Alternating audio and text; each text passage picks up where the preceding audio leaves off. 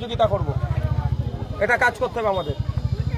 ফর্মটা যেটা দিতে আসবে যে অফিসার, একটা ভোটার পিছু 2টো করে ফর্ম দেবে। ওই ফর্মটা নষ্ট হয় আপনাদের। আপনার বাড়ি 5টা ভোটার থাকলে কটা ফর্ম পাবেন? 10টা ফর্ম। ওই 10টা ফর্মটা নষ্ট হয়ে যায়। এবার ভোটার পিছু যে 2টো ফর্ম হবে, আপনার ফর্মটা ফিল আপ করার পরে যখন জমা দেবেন, ওই অফিসার আবার স্ট্যাম্প আর সই করবে, আপনি দেখে নেবেন। একটা প্রুফ কি থাকবে? আপনার কাছে থাকলো। তাহলে আপনার যদি এবার কেউ নাম বদমাইশি করে কাটে, তাহলে তার বিরুদ্ধে আপনার বিধায়ককে আমি লড়াই করবো।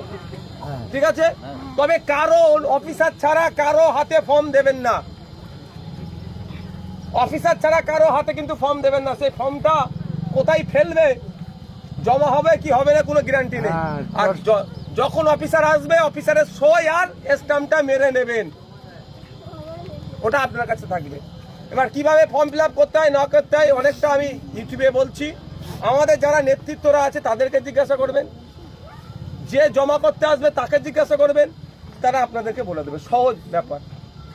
ভিডিও চ্যানেল অনেক ভিডিওতে দিচ্ছে, নাহলে আমাদের ফেসবুকের আইডি ফাইডি দেখুন। তারপরেও বলছি, 1 মাস সময় থাকবে ফর্মটা জমা দেওয়ার। তড়িঘড়ির কিছু ব্যাপার নেই। যে ফর্মটা দিয়ে গেল সেটা 2টো জেরক্স করুন, করে আপনারা আগে জেরক্সের প্র্যাকটিস করুন। কি বলছি বুঝে আসছে বাবু? 1 মাস সময় আছে জমা দেওয়ার। তাহলে অত তাড়াহুড়ো করবেন কেন? তাড়াহুড়ো করার দরকার নেই।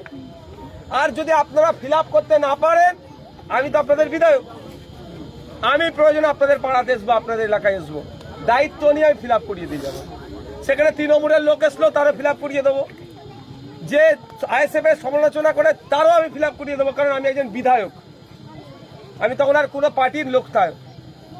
কিন্তু আপনারা আতঙ্কিত হবেন না।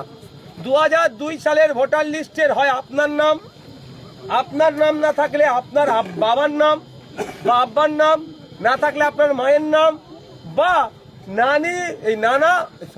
দাদু বা দাদি, ঠাকুরমা বা ঠাকুরদা, 4 জনের কারো নাম যদি আপনারা তো 2002 নাই, তারপরে 4 জনের কারো একজনের থাকলে আপনার হয়ে গেল।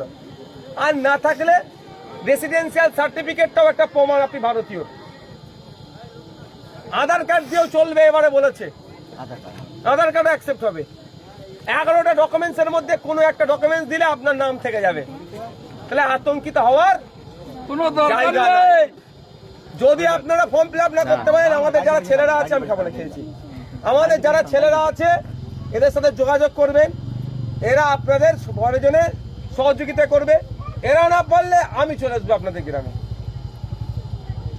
আর এখানে কে তৃণমূল, কে সিপিএম, কে কংগ্রেস, কে আইএসএফ, কেউ নয়। কে দলিত, কে আদিবাসী, কে হিন্দু, কে মুসলমান না। এখানে আমরা ভারতীয়। আমরা যাতে ভোট দিতে পারি, আমাদের কাগজটা ঠিক করতে হবে। কেউ চমকায় ভয় দেখালে কারো কথাই ভয় পাবেন না। কাছে মোদির ক্ষমতা নাই যে আমার ভোটাধিকার কেড়ে নেবে। এই ক্যামেরা রেকর্ড হচ্ছে তো। মোদির ক্ষমতা নাই আমার ভোটাধিকার কেড়ে নেবে। আমার কাগজ থাকার পরেও কারো যদি কেউ আমার ভোটাধিকার কাটতে চায়, যে অফিসারের স্ট্যাম্প সিল দেওয়া কাগজ, সেই অফিসারকে আইনের মাধ্যমে বুঝে নেবো। মাথায় থাকবে মা, কেউ ভয় পাবেন না। মরণ পাগলা উঠে না।